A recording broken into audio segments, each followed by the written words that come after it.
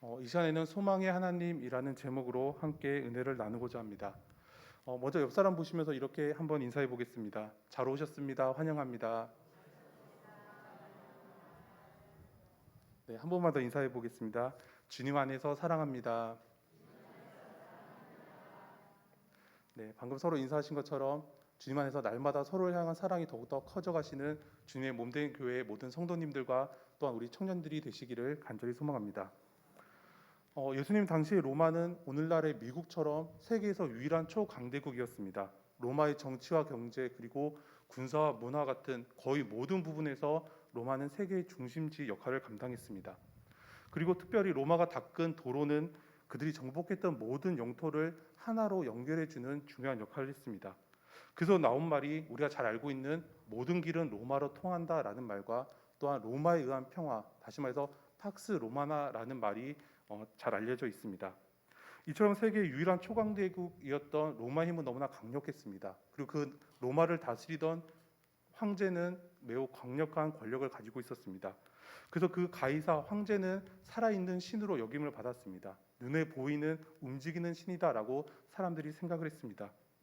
그래서 로마에서는 황제를 신으로 숭배하는 전통이 생기게 되었습니다. 그리고 그것이 계속해서 계승되어 내려오다가 도미티안이라는 황제 시대 때부터 본격적으로 황제를 신으로 숭배하는 전통이 생기게 되었습니다. 이때부터 로마의 모든 시민들은 로마의 황제를 가리켜서 나의 주, 나의 주님이라고 고백을 해야 했습니다. 그리고 로마의 지배를 받는 사람들은 누구나 황제는 우리의 주님입니다라고 서로 인사를 해야 했습니다. 예전에는 이것이 그저 일반적인 관습에 불과했습니다. 그래서 인사를 해도 되고 인사를 하지 않아도 아무런 처벌이 없었습니다. 하지만 매우 잔인하며 반기독교적인 모습을 가지고 있었던 이 도미티안의 시대 때 그것을 칙령으로 명령으로 내리게 됩니다. 그래서 그러한 인사를 하지 않는 사람은 처벌하겠다라고 명령을 내립니다. 이것을 계기로 해서 주님의 몸된 교회와 제자들이 박해와 핍박을 받게 되는 모습들을 보게 됩니다. 이때부터 초대 교회들은 황제를 섬길 것인가 아니면 그리스도를 섬길 것인가라는 두 가지 중에 하나의 선택을 강요받게 되었습니다. 물론 그들이 황제의 신상 앞에 황제 앞에 절을 하고 황제를 섬기기만 한다면 그들이 하나님을 예배하는 것에는 아무런 문제가 없었습니다. 그저 다른 모든 정복민들, 다른 신들을 섬기는 사람들은 황제에게 절을 하고 또한 돌아가서 그들의 신들에게 절하는 것에 아무런 거리감이나 아무런 거부감이 없었습니다. 그러나 오직 유일하게 주님의 몸된 교회들은, 주님의 몸된 제자들은 황제를 섬기는 것, 황제를 숭배하는 것을 거절했습니다. 그러므로 인해서 그들이 나는 주님만 따르겠습니다라는 그들의 고백으로 인해서 핍박을 받게 되는 모습들을 보게 됩니다. 왜냐하면 오늘 우리들이 고백하고 있는 것처럼 오직 하나님만이 참 하나님이시고 예수 그리스도의 십자가의 죽으심과 부활하심으로 죄인인 우리를 구원해 주셨다라는 그 확실한 믿음이 제자들의 마음 가운데 굳게 있었기 때문입니다. 그래서 초대교회의 많은 제자들은 상대방이 황제는 나의 주님입니다라고 인사할 때 아닙니다. 나의 주님은 오직 하나님이십니다. 오직 예수 그리스도만이 나의 주님입니다라고 그들이 고백했던 모습들을 보게 됩니다. 그리고 그 고백으로 인해서 그들이 핍박을 받게 되고 순교의 제물로 그들의 삶을 드리게 되는 모습들을 보게 됩니다. 많은 그리스도인들이 이러한 박해의 시기에 배교하게 됩니다. 예수님을 향한 신앙을 저버리고 그들이 생명을 택하는 모습들을 보게 됩니다. 하지만 훨씬 더 많은 거의 모든 그리스도인들은 기쁘게 웃으면서 자신의 생명을, 자신의 목숨을 순교의 제물로 하나님께 드리는 모습들을 보게 됩니다. 우리가 가까이 있는 신안 중도에 있는 문중경 전도사님 순교기념관 혹시 가보셨는지 모르겠는데 그곳에 가거나 아니면 여수에 있는 손양원 목사님 순교기념관에 가면 우리가 볼 수 있듯이 많은 믿음의 선배들의 그 마음 가운데는 주님은 지금도 살아계셔서 역사하신다라는 믿음이 있었습니다. 또한 우리에게는 돌아갈 하나님의 나라에 대한 소망이 있다라는 그 마음을 그들이 가슴 깊이 품고 있었습니다. 그러므로 모진 핍박과 박해 속에서도 그들의 믿음이 더욱더 단단해져 가고 그들의 신앙이 더욱더 순결해져 가는 모습들을 우리는 볼 수 있습니다. 하지만 우리가 요한계시록을 읽다 보면 당시 교회들이 받았던 박해와 핍박이 얼마나 크고 두려웠는지를 알 수 있습니다. 특별히 도미티안이라는 황제의 핍박은 너무나 잔인하고 너무나 끔찍했습니다. 그러므로 그것을 보고 두려워한 많은 그리스도인들이 고민하기 시작합니다.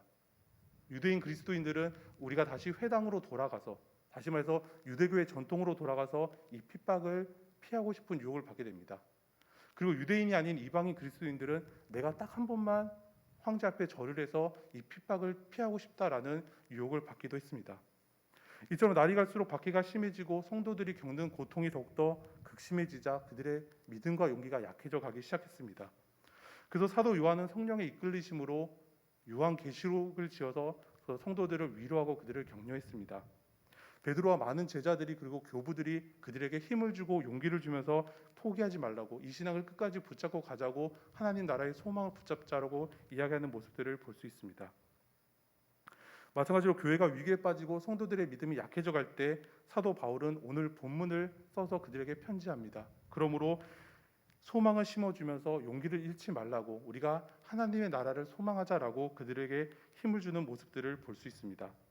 그래서 바울은 오늘 본문 3절과 4절을 통해서 이렇게 말씀합니다.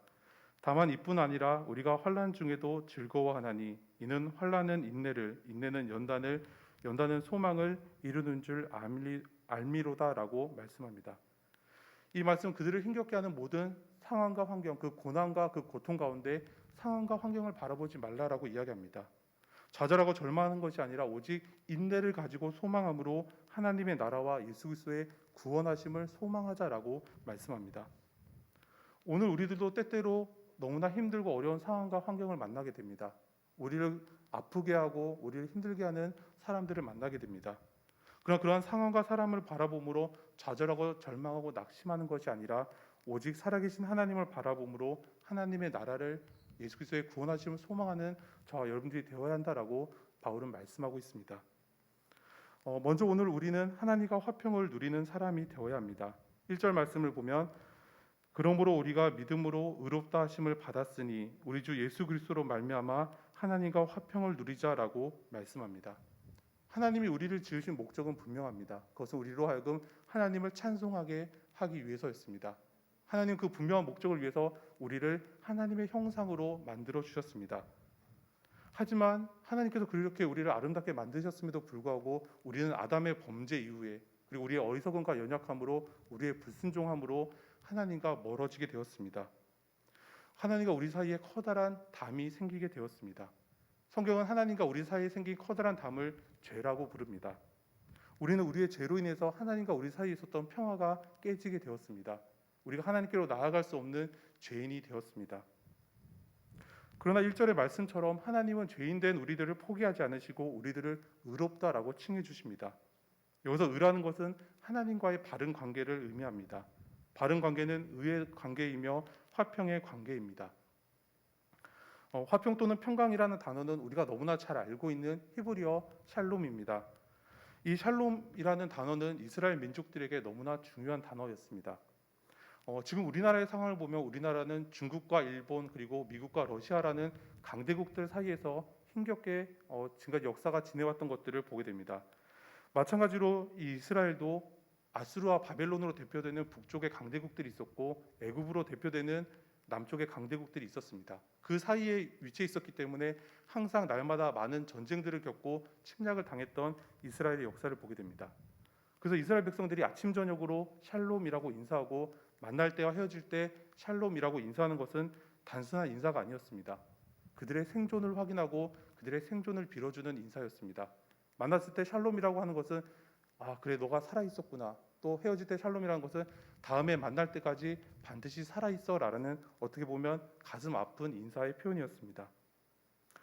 그리고 샬롬이라는 것은 평안과 우정을 의미하며 원수 관계가 회복되는 평화를 의미하고 있습니다. 하나님께서 그의 아들이신 예수 그리스도를 우리에게 보내주신 것은 바로 하나님과 우리 사이에 있었던 담이 무너진 것을 의미합니다. 하나님과 우리 사이가 회복되고 우리가 다시 하나님께로 나아갈 수 있는 평화가 이루어지는 것을 나타내고 있습니다. 이것은 내가 잘나서, 내가 똑똑해서, 내가 의로워서 우리가 하나님께로 나아갈 수 있는 것이 아닙니다. 1절 하반절에서 말씀하는 것처럼 오직 우리 주 예수 그리스도로 말미암아 우리가 하나님께로 나아가며 하나님과 화평을 누릴 수 있게 되었다라고 말씀합니다. 그러므로 세상에 썩어 없어질 헛된 것들을 의지하고 그것들을 바라보는 것이 아니라 믿음의 주에 온전케 하시는 이이신 예수를 바라보고 우리의 포도나무 되시는 예수님 안에 붙어 있으므로 주께서 주시는 힘과 소망을 누리고 하나님과 날마다 함께 평화를 누리시는 저와 여러분들이 되시기를 소망합니다. 두 번째로 우리는 소망을 품는 사람이 되어야 합니다. 인간을 정의할 수 있는 여러 가지의 표현들이 있습니다. 성경은 사람을 하나님의 형상으로 지으심을 받은 존재라고 설명합니다. 그리고 우리가 잘 알고 있는 철학자 파스칼은 사람을 생각하는 갈대라고 이야기합니다. 그렇다면 여러분들은 사람을 어떻게 정의하시겠습니까? 여러분들이 생각하시는 사람은 어떠한 존재입니까? 사람의 정의에 대해서 어떤 한 사람이 이렇게 이야기합니다. 사람은 꿈을 먹고 사는 존재다. 다시 말해서 사람은 소망과 희망을 품고 사는 존재다라고 이야기합니다. 우리는 어린 시절부터 많은 꿈들을 꾸면서 살아왔습니다. 그 꿈들 가운데는 아주 커다란 꿈도 있고 작고 소소한 꿈도 있습니다. 어떻게 보면 멋있는 꿈도 있고 또 시시한 꿈도 있습니다. 누가 봐도 아주 환상적인 꿈들도 있습니다. 물론 우리들이 자라고 성장하면서 우리의 꿈들도 조금씩 변하는 모습들을 보게 됩니다. 그런데 중요한 것은 이러한 꿈들 가운데는 정말로 내가 바라고 원하는 나의 그 소중한 소원들이 있다라는 것입니다. 그러다 오늘 여러분들이 꾸시는 꿈은 무엇입니까? 여러분들이 진정으로 바라고 원하시는 여러분들의 소원은 무엇입니까? 저에게는 많은 꿈들이 있습니다. 개인적인 이야기를 해서 죄송하지만 프로야구 여러분들이 좋아하실지 모르겠는데 항상 꼴찌를 하고 있는 팀이 있습니다. 독수리 로고를 가지고 있는 팀인데 그 팀이 두 번째로 우승을 했으면 좋겠다는, 아니 가을에도 제발 야구를 좀 했으면 좋겠다, 아니면 정말 질 때 지더라도 최선을 다하는 모습을 보여줬으면 좋겠다라는, 어쩌면 너무나 시시해 보이지만 저에게는 절실한 꿈이 있습니다. 그리고 저희 아들인 성렬이가 하나님의 일꾼으로 잘 자라서 그 이름 그대로 성령의 열매를 많이 맺어서 성령님을 기쁘시게 하는 아이로 자랐으면 좋겠다라는 꿈이 있습니다. 또한 갈라진 남과 북이 다시 평화로 하나가 되어서 저 잃어버린 북녘 땅에도 예수 그리스도의 복음이 전해졌으면 좋겠다라는 꿈이 있습니다. 대학교 때 장애인 인권 운동을 하면서 사람이 사람답게 사는 세상, 모든 이들이 더불어 함께 살아가는 세상, 차별이 되지 않는 세상을 바라는 꿈이 있습니다.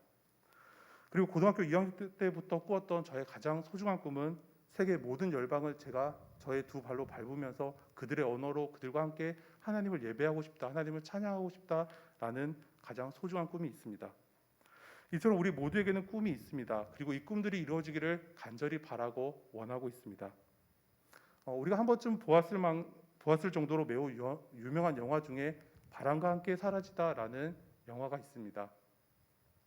우리 성도님들은 잘 아실 것이고 우리 청년들은 혹시 우리나라 영화라고 착각하실 수 있는데 우리나라 영화가 아니라 미국 영화입니다. 이 영화의 가장 중요한 부분은 모든 것이 다 끝나고 마지막 부분에 모든 것이 다 폐허가 된 상황에서 주인공이 그 폐허 위에 섭니다. 그리고 살짝 옅은 미소를 지으면서 내일은 내일의 태양이 뜨겠지라고 이야기하면서 영화가 끝이 나는 장면입니다. 이것은 아무리 힘들고 어려운 상황을 만난다 할지라도 그러한 상황 가운데 우리가 소망을 품고 산다면 언젠가는 반드시 다시 웃을 날이 오게 된다라는 것입니다. 그렇기 때문에 다른 종교에서는 고난과 어려움을 만났을 때 그것을 극복하든지 아니면 체념하고 운명으로 받아들이라라고 이야기합니다. 하지만 오늘 본문에서는 환난 중에서도 즐거워하며 소망을 가지라라고 말씀합니다. 오늘 본문 3절과 4절을 보면 다만 이뿐 아니라 우리가 환난 중에도 즐거워하나니 이는 환난은 인내를, 인내는 연단을, 연단은 소망을 이루는 줄 알미로다라고 말씀합니다. 이 말씀은 힘들고 어려운 상황들 가운데서도 기쁘게 인내함으로 하나님의 나라를 소망하라라고 말씀하는 것입니다. 이 사도 바울은 하나님의 나라를 위해서 그리고 예수 그리스도의 복음을 증거하기 위해서 아주 많은 고난과 박해를 핍박을 받았습니다. 하지만 그는 고난 중에서 기뻐하며 인내하며 하나님의 나라를 끝까지 소망했던 모습들을 볼 수 있습니다. 로마서 8장 35절에서 37절의 말씀을 보면 누가 우리를 그리스도의 사랑에서 끊으리요 환난이나 공고나 박해나 기근이나 적신이나 위험이나 칼이랴 기록된 바 우리가 종일 주를 위하여 죽임을 당하게 되며 도살당할 양같이 여김을 받았나이다 한가 같으니라. 그러나 이 모든 일에 우리를 사랑하시는 이로 말미암아 우리가 넉넉히 이기느니라라고 말씀합니다. 이 말씀은 아무리 힘들고 어려운 일을 만난다 할지라도 우리를 사랑하신 이로 말미암아 우리가 넉넉히 이길 수 있다. 그러니 소망을 품고 힘을 가지라라는 말씀입니다. 이어서 38절과 39절에 보면 계속해서 이렇게 말씀합니다. 내가 확신하노니 사망이나 생명이나 천사들이나 권세자들이나 현재일이나 장래일이나 능력이나 높음이나 깊음이나 다른 어떤 피조물이라도 우리를 우리 주 그리스도 예수 안에 있는 하나님의 사랑에서 끊을 수 없으리라. 세상에 존재하는 그 어떠한 힘이나 사람, 현상이라 할지라도 우리를 사랑하시는 하나님의 그 사랑에서 결코 끊을 수 없다라고 말씀합니다. 그러므로 살아계신 하나님, 우리 위해서 십자가를 지시고 죽으시고 다시 부활하신 예수님, 우리의 중보자가 되시는 성령님을 믿고 소망함으로 담대히 나아가라라는 말씀입니다. 바로 이러한 믿음이 있었기 때문에 초대교회 성도들은 그들이 기쁘게 순교를 감당했습니다. 기쁘게 핍박을 받고 기쁘게 그 고난 가운데 나아가는 모습들을 볼 수 있습니다. 또한 그들이 그렇게 기쁘게 자신의 몸을 드렸기 때문에 결국에는 로마 제국을 예수님의 사랑으로, 하나님의 소망으로 그들이 정복하는 모습들을 볼 수 있습니다. 특별히 하나님의 나라를 위해서 기꺼이 자신의 생명을 드렸던 순교자들, 특별히 두 아들을 잃었던 손양원 목사님의 모습을 우리가 잘 알고 있습니다. 그 믿음의 선배들은 하나님의 나라를 소망함으로 원수들을 용서하고 그들을 하나님의 사랑으로 안아주고 그들을 변화시켰던 모습들을 우리가 볼 수 있습니다. 사도 바울은 그 어떠한 것으로도 끊을 수 없는 하나님의 크신 사랑을 믿고 소망함으로 환난 중에서도 기뻐하고 인내하라라고 말씀합니다. 하나님의 나라를 소망해야 한다라고 우리에게 권면해주고 있습니다. 세 번째로 이 모든 것은 예수 그리스도로 말미암아 우리에게 값없이 주어진 은혜라는 사실입니다. 우리나라 말에 좋아, 더 좋아, 최고로 좋아라는 표현처럼 영어에는 굿, 베럴, 베스트라는 비교급이나 최상급이 있습니다. 그런데 히브리어를 보면 비교급이나 최상급이 없습니다. 그래서 예를 들어서 너무 맛있다 또는 최고로 맛있다라는 그런 표현을 하기 위해서는 맛있고 맛있고 맛있다라고 같은 단어를 3번, 2번 반복하는 모습들을 보게 됩니다. 그래서 우리가 성경을 읽다 보면 똑같은 단어가 계속해서 반복되는 것을 보게 됩니다. 그것은 그 단어가 정말로 중요하기 때문입니다. 이러한 관점에서 볼 때 오늘 본문에서 가장 중요한 말은 예수 그리스도로 말미암아라는 표현입니다. 오늘 본문이 1절에서 11절의 말씀 중에서 예수 그리스도로 말미암아라는 표현이 7번이나 등장하는 것을 볼 수 있습니다. 1절에 우리 주 예수 그리스도로 말미암아, 2절에 또한 그로 말미암아, 9절에 그의 피로 말미암아, 그리고 더욱 그로 말미암아, 10절에 그의 아들의 죽으심으로 말미암아, 더욱 그의 살아나심으로 말미암아, 11절에 우리 주 예수 그리스도로 말미암아라고 계속해서 그리스도 예수로 말미암아라는 표현들을 계속해서 반복하는 모습들을 볼 수 있습니다.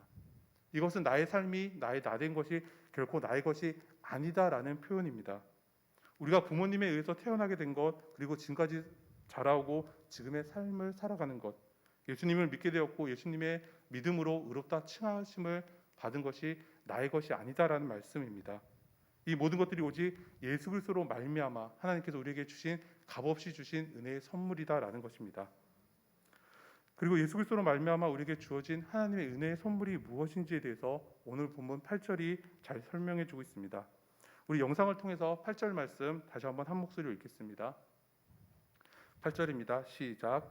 우리가 아직 죄인 되었을 때 그래서 우리를 위하여 죽으심으로 하나님께서 우리에 대한 자기의 사랑을 확증하셨느니라.